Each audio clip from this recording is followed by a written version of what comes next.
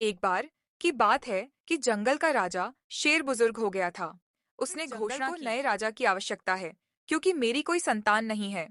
जो सबसे योग्य साबित होगा वही नया राजा बनेगा। सारे जानवर इकट्ठा हुए, हाथी, भेड़िया, चीता, लोमड़ी और एक साधारण गधा भी। बाकी जानवर गधे पर हंसने लगे। अरे, यह राजा बनेगा। इसे तो काम के लिए ही बनाया गया है।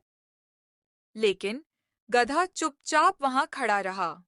पहला चरण, शौर्य की परीक्षा सबको पार करना था। भेड़िया और चीता तेजी से दौड़े और पार कर गए। बहुत से जानवर डर कर पीछे हट गए। गधे ने सोचा, मेरी चाल तो धीमी है, पर मैं हिम्मत नहीं हारूंगा। और वह धीरे धीरे चलता हुआ पुल पार कर गया। और चीता डर कर लौट आए।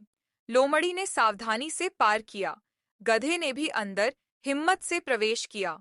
उसे आवाज आई, गधे आजा, तेरे लिए मीठी घास रखी है। गधा बोला, मुझे धोखा नहीं चाहिए। मैं केवल परीक्षा देने आया हूं। और उसने बहादुरी से गुफा पार कर ली। तीसरा चरण, जादुई पेड़। अब सबको उत्तर दिशा में एक पेड़ के पास जाना था।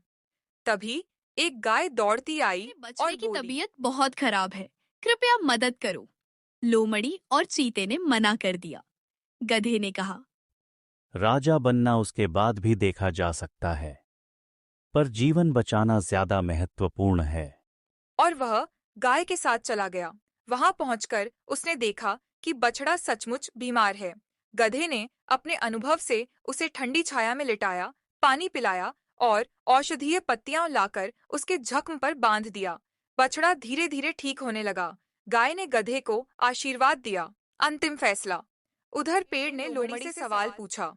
उसने उत्तर ठीक दिया और खुशी से बोली, अब मैं ही नई रानी बनूंगी। लेकिन शेर ने सबकी ओर देखते हुए कहा, लोमड़ी, उत्तर सही है, लेकिन राजा बनने के लिए केवल बुद्धिमानी नहीं चाहिए। असली राजा वह है जो सर्वप्रथम दूसरों की मदद को चुने।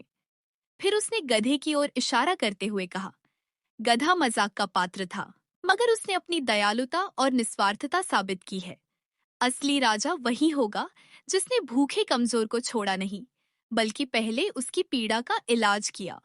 सारे जानवर तालियां बजाने लगे और उस दिन से गधा जंगल का नया राजा बन गया।